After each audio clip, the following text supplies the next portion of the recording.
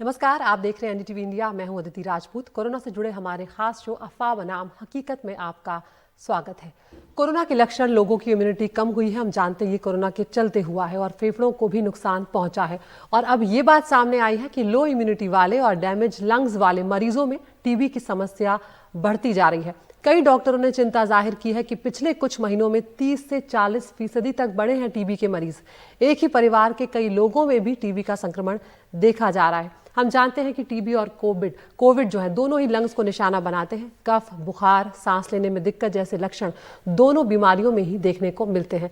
तो समझने की कोशिश करेंगे कि क्या वजह है टीबी के मरीजों के बढ़ने की, क्या उपाय हो सकते हैं और कैसे रोका जा सकता है टीबी होने से। हमारे साथ खास मेहमान जुड़ने जा रहे हैं। विवेक नांगिया होंगे, ये हेड हैं रेस्पिरेटरी क्रिटिकल केयर मेडिसिन के मैक्स साकेत अस्पताल से।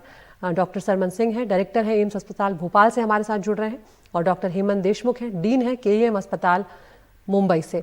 डॉक्टर नांगिया, सबसे पहले मैं आप ही के पास आना चाहूंगी। क्या वजह है डॉक्टर नांगिया, टीबी के मरीजों की तादाद जिस तरीके से बढ़ रही है, क्या कोविड मरीजों को टीबी के लिए वल्नरेबल बना रहा है? देखिए, टीबी एज इट इज एक बहुत कॉमन बीमारी है। बिल्कुल। ग्लोबली 1.8 बिलियन लोगों को अफेक्ट करती है, जिसमें से 1.5 मिलियन लोगों की डेथ एनुअली सालाना टीबी की वजह से होती है।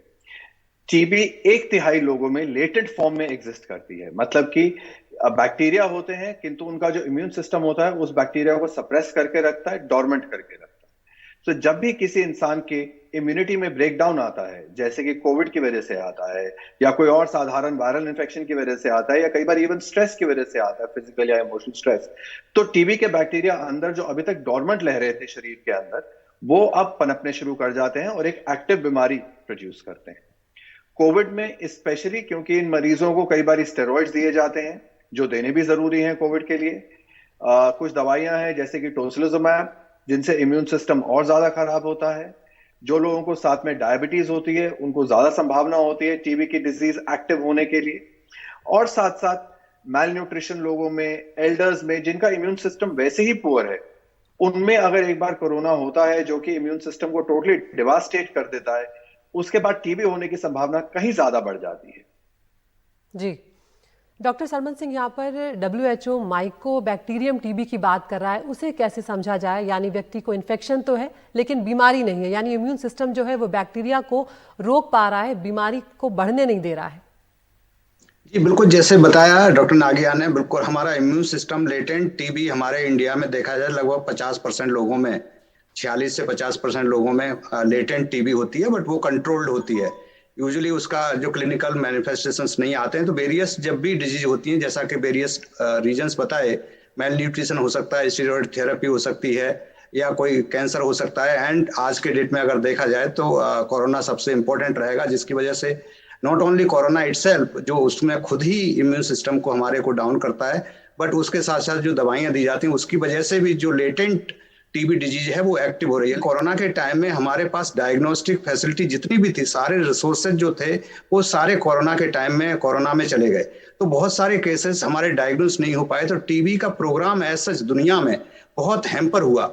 और अब चूंकि अब कैसेट या जो भी जो डायग्नोस्टिक किट्स जो अवेलेबल हो रही हैं टीबी की, तो अब हम देखेंगे कि बहुत सारे नए केसेस हमको मिलेंगे। इनफैक्ट लोगों को बहुत डर था शुरू में कि कोरोना और जो टीबी के को इन्फेक्टेड केसेस बहुत होंगे, लेकिन उसमें ये हुआ कि टीबी क्रोनिक डिजीज है और कोरोना एक्यूट डिजीज है। तो उसका नेचुरली जो इफेक्ट आएगा अभी हम देखेंगे, आने वाले दिनों में देखेंगे। और ये डेफिनेटली बहुत चिंताजनक हो सकता है। जैसे कि आपने कहा, हमारे लंग्स में कोरोना के बाद फाइब्रोसिस हो रही है, लंग डैमेज हो जाता है, तो उसमें एज सच हमारा लंग और हमारे इम्यून सिस्टम दोनों ही लोकली एंड सिस्टमेटिकली, दोनों तरह से हम कह सकते हैं कि हम टोटली वल्नरेबल इसके लिए हो रहे हैं। और अब चूंकि डायग्नोस्टिक फैसिलिटी एक्सटेंड हो रही है टीबी के लिए, तो ये नंबर ऑफ केसेस बढ़ेंगे ही और ज्यादा। जी, डॉक्टर विवेक नांगिया, यहाँ पर स्टेरॉइड की भी जिक्र आप कर रहे थे। यहाँ पर उससे पहले ही बहुत नुकसान सामने आ चुके हैं और एक स्टडी अब ये भी कह रही है कि स्टेरॉइड से इलाज करवा रहे जो उसमें जो मरीज हैं उनमें टीबी का जोखिम जो है वो 2.5 से 7.5 गुना तक बढ़ गया है। तो यानी कि शुरुआत में तो डॉक्टर नांगिया आप जानते ही हैं कि कई बार डॉक्टर्स की तरफ से भी ये हुआ है, क्योंकि पैनिक था जब पहली लहर आई थी, तो कहीं ना कहीं स्टेरॉइड्स बहुत ज्यादा दिए गए थे। दो दवाइयां सिर्फ ऐसी हैं जिनसे इफेक्ट पाया गया है, वो है एक तो स्टेरॉइड्स और दूसरी है कुछ एक्सटेंट तक टोसिलिजुमैब। बाकी किसी दवाई का कोई इतना पुख्ता सबूत अभी हमें नहीं मिला है कि वाकई वो बेनिफिशियल है कि नहीं है। तो स्टेरॉइड देने तो जरूरी है, किंतु कुछ सिलेक्टेड पेशेंट्स में ही देना जरूरी होता है। जिन लोगों को ऑक्सीजन की रिक्वायरमेंट पड़ रही है, सिर्फ उनको देना जरूरी होता है, और फिर एक बहुत ही लिमिटेड ड्यूरेशन के लिए लिमिटेड डोज में देना जरूरी होता है। ये नहीं कि आप अनलिमिटेड डोज चले ही जा रही है और रुकने का नाम ही नहीं ले रही है। जिनको हफ्तों हफ्तों महीनों महीनों तक ये डोज लगी है स्टेरॉइड्स की, उनको डेफिनेटली नुकसान होने का खतरा ज्यादा रहता है, रादर देन जिनको कंट्रोल्ड डोज मिलती है, रिस्ट्रिक्टेड डोज मिलती है और रिस्ट्रिक्टेड ड्यूरेशन के लिए मिलती है, वहां पे संभावना कम होती है। संभावना तब भी होती है, पर उसका हम लोग कुछ कर नहीं सकते हैं। वो तो एक डबल एज स्वॉर्ड की बात है कि इधर कुआं उधर खाई वाली बात है कि पहले किससे बचाएं हम। पहले तो कोविड से ही बचाना जरूरी होता है, टीबी तो बाद में होगी नहीं होगी उसको बाद में संभालेंगे, ये धारणा रहती है हम लोग के दिमाग में उस समय। और ये भी जरूरी है कि जब स्टेरॉइड्स पे चल रहे हैं तो अपनी शुगर्स का चेक करते रहें। शुगर्स कंट्रोल में रहेंगी तो हो सकता है स्टेरॉइड का इफेक्ट भी कम आएगा कुछ हद तक, पर अगर स्टेरॉइड की वजह से शुगर्स भी बढ़ जाती हैं और ऊपर से स्टेरॉइड्स भी हैं, तो फिर तो सिचुएशन और ज्यादा खराब होने की संभावना रहेगी। बिल्कुल। डॉक्टर हेमंत देशमुख, आप कैसे देख रहे हैं इस पूरे सिनारियो को, क्योंकि टीबी के मरीजों की तादाद तो बढ़ ही रही है और ऐसे में कहीं ना कहीं अब जिस तरह का मौसम चल रहा है तो सिम्टम उस तरह के आते हैं, ऐसे में लोगों को क्या करना चाहिए? हमने कोविड की पहली वेव में यानी पहली लहर में दो प्रकार के मरीज देखे हैं। एक पहली वेव में कोविड नेगेटिव पेशेंट्स काफी हमारे पास आते थे और ये कोविड नेगेटिव पेशेंट्स में हमारे पास कोविड के अगेंस्ट एंटीबॉडीज प्रेजेंट होती थी जी। उसका मतलब यही होता है कि कोविड की बीमारी शायद उनको हो चुकी है, लेकिन कभी आरटीपीसीआर पॉजिटिव नहीं थे इस मरीज। लेकिन इन पेशेंट में, इन मरीजों में हमें काफी बार न्यूमोथोरैक्स देखा है, एम्पायमा देखा है, प्लूरल एफ्यूजन देखा है और एस्परजिलोसिस भी देखा है। टीबी के मरीजों में कोविड नेगेटिव और एंटीबॉडीज पॉजिटिव, ये पहली लहर में था। और दूसरी लहर में हमने ये भी देखा है कि कोविड जिन्हें हो चुका है उन्हें भी टीबी की बीमारी काफी हद से ज्यादा हो सकती है। काफी मरीजों में पल्मोनरी फाइब्रोसिस भी देखा गया है जी। अभी टीबी के मरीज ज्यादा बढ़ रहे हैं क्योंकि शायद उनकी इम्यूनिटी कम हो गई है। इन टीबी के मरीजों में एंटीबॉडीज भी पॉजिटिव होती है और ये लॉन्ग टर्म इफेक्ट कोविड का ऐसे होता है कि काफी देर तक इन्हें इम्यूनिटी कम होती है, वीकनेस आता है, उनकी खाने की क्षमता कम होती है और नेचुरली टीबी के जंतु वापस रेट हो जाते हैं।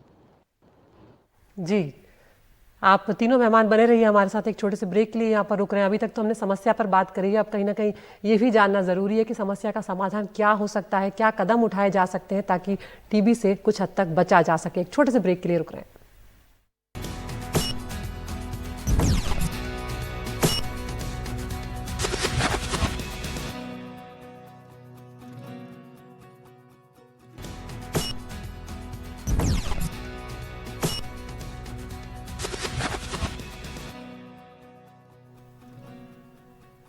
तो ब्रेक के बाद आपका स्वागत है। आज हम बात कर रहे हैं कोरोना के चलते हम देख रहे हैं कि इम्यूनिटी लोगों की लो हुई है, लोगों में जो फेफड़ों की समस्या है उनके फेफड़े प्रभावित हुए हैं और ऐसे में टीबी का खतरा कहीं ना कहीं बढ़ गया है और टीबी के मरीजों की तादाद काफ़ी बड़ी है पिछले कुछ महीनों में। हमारे साथ डॉक्टर विवेक नांगिया जुड़े हुए हैं, डॉक्टर सरमन सिंह जुड़े हुए हैं। डॉक्टर सरमन, यहाँ पर मैं आपसे ये जानना चाहूँगी कि अब समाधान की भी बात करना चाहिए क्योंकि लोगों में डर बहुत ज़्यादा हो जाता है इस तरह की खबरों से, और तो यहाँ पर क्या जो लोग कोरोना से ठीक हो चुके हैं उन सबको ये सलाह दी जाएगी कि उन सबको क्या टीबी टेस्ट के लिए जाना चाहिए या फिर कुछ ऐसे खास लक्षण हैं जिनके बाद टीबी टेस्ट करवा लेना चाहिए? जी बिल्कुल इम्पोर्टेंट है, बिकॉज अभी सारे संसाधन दोबारा से एस्टेब्लिश हो गए हैं, जितनी भी टीबी लेबोरेटरी जो गवर्नमेंट की थी। तो सबसे पहले यह कि जिनको खांसी हो रही है या सिम्टम अभी भी कुछ फीवर या लंग से रेस्पिरेटरी डिफिकल्टी जिनको हो रही है, तो उनको प्रीफरेबली उनको टेस्ट करा लेना चाहिए, बिकॉज ये पॉसिबिलिटी है कि उनमें शायद टीबी या तो रिएक्टिवेट हो गई हो अगर कंट्रोल भी थी, या फिर नई टीबी हो गई हो।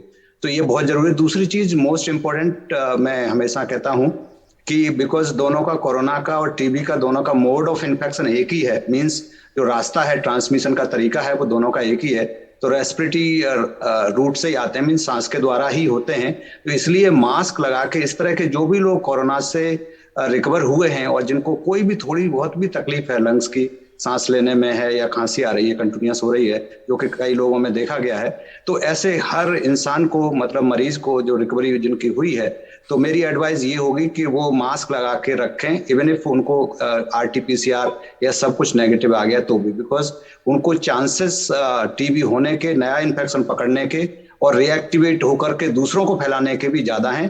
तो इसलिए जितने भी इस तरह के केसेस हैं, उनको ये बेटर रहेगा, नंबर 1 वो टेस्ट करा लें अपना, और मास्क हमेशा लगा के रखें। जी, डॉक्टर विवेक नांगिया, आप क्या सलाह देना चाहेंगे? क्या कुछ ऐसे कदम उठाए जा सकते हैं घर पर रहकर जिससे टीबी को रोका जा सके? जी, सो बेसिकली जैसे डॉक्टर साहब ने भी कहा कि ये बहुत जरूरी है कि अगर किसी को भी 2 हफ्ते से ज्यादा खांसी रह रही है, बलगम हो रहा है, खांसी में खून आ रहा है, लो ग्रेड बुखार रह रहा है जो शाम की तरफ बढ़ जाता है, रात को पसीना आता है सोने में, वजन घट रहा है, या फिर एपेटाइट कम हो रही है, 2 हफ्ते अगर हो गए हैं तो उनको इसको इग्नोर नहीं करना चाहिए और अपने निकटतक चिकित्सा में जाके अपनी जांच करानी बहुत जरूरी है। चाहे वो जांच बलगम के रूप में हो, चाहे एक्सरे के रूप में हो, एंड उसके अकॉर्डिंगली ट्रीटमेंट लेना जरूरी है। ये सोचकर कि बाहर कोरोना हो रहा है, अस्पतालों में बहुत कोविड मरीज हैं, हम बाहर ना निकलें, अगर ऐसा भय भी है तो फिर टेली कंसल्टेशन ले लेना बहुत जरूरी है। बिल्कुल, और अब कहीं ना किंतु कहीं ऐसे सिम्टम्स को इग्नोर ना करें। जी, तो किसी भी तरह के जो लक्षण अगर कोई अपने अंदर देख रहा है या खांसी बलगम ज्यादा दिनों तक रह रहा है, तो अपना एक बार टेस्ट जरूर करा लें, कम से कम डॉक्टर से सलाह जरूर ले लें कि क्या कुछ किया जा सकता है। डॉक्टर सरमन सिंह, डॉक्टर विवेक नांगिया, बहुत बहुत शुक्रिया, आपका ये महत्वपूर्ण जानकारियां आपने साझा की। उम्मीद करते हैं कि ये जानकारियां दर्शकों के काम आएंगी और वो जरूर अपना ख्याल रखेंगे। तो सबसे ज्यादा जरूरी जो है वो यहाँ पर यही सामने आ रही है बात की, चाहे मरीज कम हो गए हो, चाहे तादाद कम हो रही हो, लेकिन कोरोना अभी गया नहीं है। ऐसे में हमें ध्यान रखना है कि दूसरी बीमारियां जैसे टीबी है, इनसे बचने के लिए वैक्सीनेशन तो जरूरी था ही, लेकिन मास्क को बिल्कुल भी नहीं उतारना है और सोशल डिस्टेंसिंग का जितना हो सके पालन जरूर करें। तो अपना और अपनों का ख्याल रखें। आज के लिए इतना ही, नमस्कार।